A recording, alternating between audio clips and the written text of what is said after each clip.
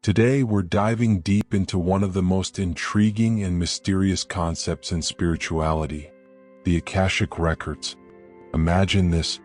What if every thought you've had, every action you've taken, and every life you've ever lived was written down in a book? Not just yours, but everyone's. A cosmic library so vast it holds the memory of every soul, across all time, past, present, and even the future. This is not science fiction. Mystics and spiritual seekers for centuries have called it the Akashic Records, the ultimate database of the soul. And today we're diving deep into this mystery. What are the Akashic Records? Who has accessed them? And can you learn to open them yourself?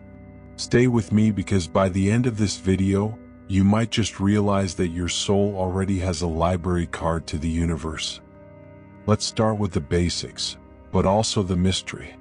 The word Akashic comes from the ancient Sanskrit word Akasha, which means ether, sky, or space. But in mystical traditions, Akasha is not just air or nothingness. It is described as the fifth element, a subtle, invisible energy that connects everything. Think of it like the Wi-Fi of the universe. You can't see it, but it's everywhere, carrying information across time and space. Mystics say that in this invisible field, every thought, every emotion, every word, and every action of every soul is recorded. Not just from this lifetime, but from every lifetime you've ever lived, and even the ones you have yet to experience. So, when people talk about the Akashic Records, they imagine it as a kind of cosmic library. Some describe it as an endless hall filled with books, each book representing the story of a soul. Every page is a lifetime, every chapter a lesson learned, and the library is alive, glowing, infinite. Others, especially modern mystics, compare it to a giant hard drive or a cosmic cloud server. Nothing is ever deleted. Even the tiniest thought you've had, even the smallest action you've taken, is stored forever. But no matter how people describe it, the essence is the same. The Akashic Records are the memory of the universe. Now imagine this for a moment. When you make a choice, good or bad, it doesn't just disappear. It ripples out into this universal field. When you fall in love, when you forgive, when you hurt, when you heal, all of it is written down. And when your soul reincarnates, it doesn't start from scratch. It carries the wisdom, the scars, and the lessons from all those chapters already written.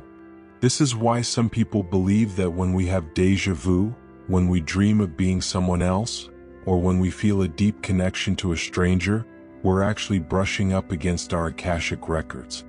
It's not fantasy, it's memory. So, why would anyone want to access their Akashic Records? The primary reason is self-discovery and healing. Imagine understanding why you have certain fears or recurring patterns in your life. Perhaps you have a natural talent for music, but you've never pursued it. Accessing your records might reveal a past life as a renowned musician, explaining that innate connection. It's about gaining clarity, insights into your soul's purpose, understanding karmic lessons, and ultimately finding a deeper sense of peace and direction in your current life. So the big question is, if all your lives, all your lessons, all your choices are written in this cosmic library, can you learn to read your own story? So how do you access these records? It's not like you can just walk into the cosmic library with a library card. There are generally two main ways people attempt to access the Akashic Records. One is through a practitioner and one is through self-access. Many people seek out trained Akashic Record readers. These individuals have developed the ability to consciously access the records on behalf of others. They act as a conduit, asking questions and relaying the information they receive. Now, the Akashic Records might sound like a New Age idea, but mystics, prophets, and seekers throughout history have claimed to touch them. They may not have called it the Akashic Records, but what they described is eerily similar. One of the most famous examples is Edgar Cayce, often called the Sleeping Prophet. Casey lived in the early 1900s in America, and he had an unusual gift.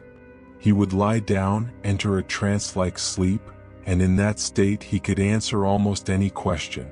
People came to him for healing, and Casey would give incredibly detailed medical advice, diagnosing illnesses and suggesting remedies he had never studied. When asked how he knew these things, Casey would say he was reading the Akashic Records. But he didn't stop at medicine. He also spoke of people's past lives, describing who they were centuries earlier, and how the choices they made then were affecting their lives now. For thousands of readings, he accessed what he called the Book of Life. Imagine that, an ordinary man with no medical degree, channeling knowledge as if he had opened the library of the soul. The Theosophists, Helena Blavatsky and Annie Besant. In the late 1800s, mystics like Helena Blavatsky and later Annie Besant and Charles Leadbeater of the Theosophical Society spoke about the Akashic field. They described it as a subtle energy that stored every event, every thought, and every intention.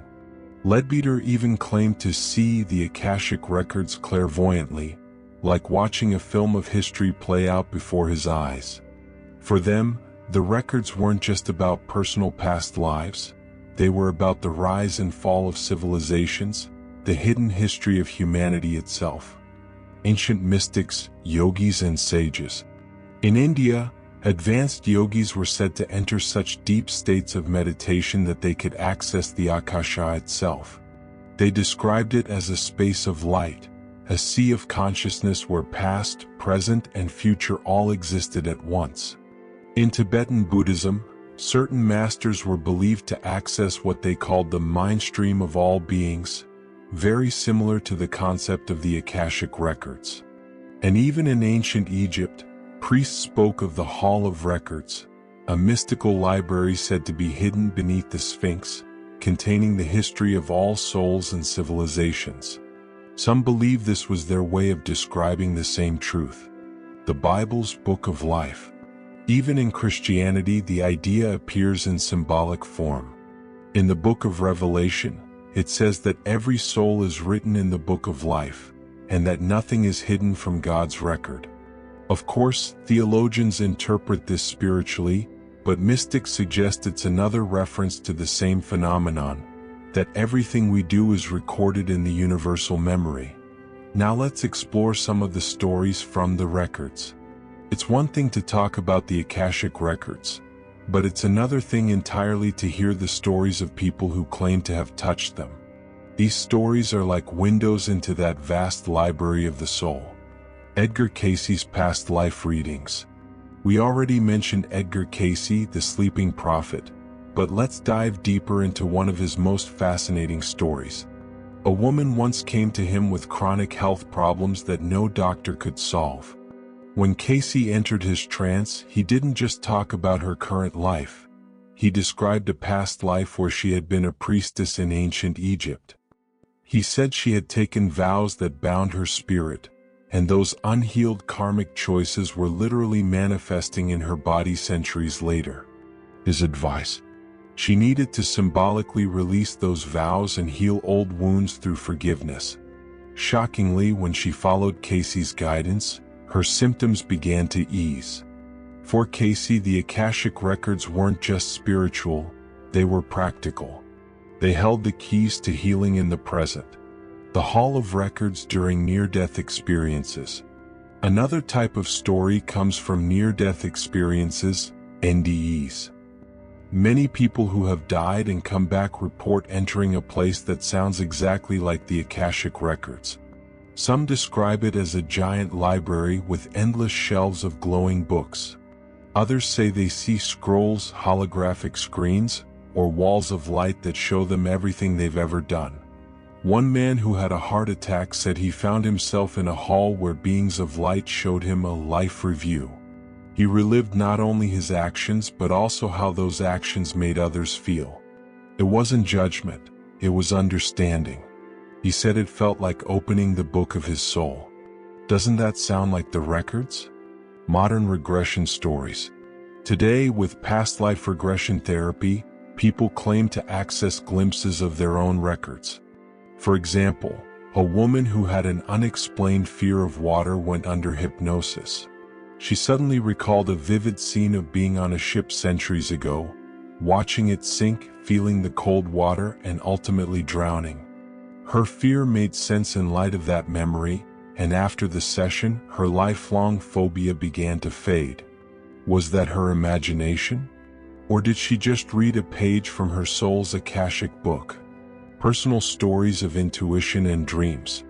And then there are ordinary people, maybe like you, who've had flashes of the records without even realizing it.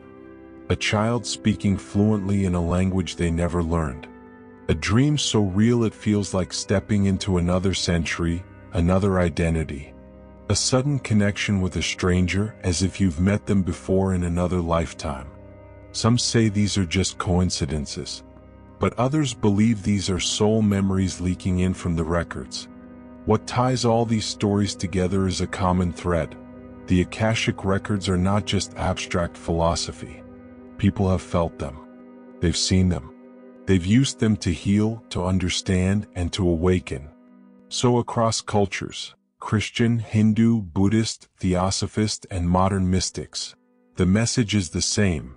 There exists a living memory field, a cosmic archive that can be accessed under the right conditions. Which leads us to a haunting question. If prophets, yogis, and mystics could enter this library of the soul, is it possible for ordinary people like you and me to do the same? The answer is absolutely yes. With practice and intention, some individuals learn to access their own records. This often involves specific meditations, prayers, or sacred invocations designed to raise one's vibrational frequency and connect to the Akashic field. It requires a quiet mind, a clear intention, and a willingness to receive guidance. Common questions people ask when accessing their records include: what is my soul's purpose? Why do I have this recurring challenge in my life? What lessons am I meant to learn from a specific relationship or event? What past life experiences are influencing my current situation? Let's explore the sacred methods people have used to access this mysterious cosmic archive by their own selves. Let's delve now to self-access side. The ancient way: silence, breath, and intention. Mystics throughout history said the records aren't accessed with the body, but with the soul's attention. In India, yogis would spend hours in deep meditation. They believed that by quieting the mind, controlling the breath, and entering altered states of consciousness, they could merge with the Akasha. One yogi described it like this: at first it is silence, then a soundless sound like the hum of the universe. Then visions unfold, not in words but in light. This was their way of reading the cosmic pages, not with eyes but with inner vision. The modern way: prayer and guided meditation. In our time, teachers have created methods that anyone can try. One of the most famous is the pathway prayer, a sacred invocation where you call upon your guides to open the records. It usually begins with grounding yourself, sitting quietly, breathing deeply, speaking words of intention like, "I ask to open my records for healing, growth, and truth." Then entering a meditative state, allowing images, words, or feelings to rise. Some describe it as watching scenes from a dream. Others say it feels like a voice whispering insights into their mind. The astral gateway. Dreams and out-of-body journeys. Another doorway is the dream state. Many believe the Akashic Records are easiest to reach when our conscious mind is asleep. That's why people often have dreams of vast libraries, glowing scrolls, or meeting guides who show them hidden truths. Some even practice astral projection, the art of leaving the body consciously, to travel into higher planes where the records are said to reside.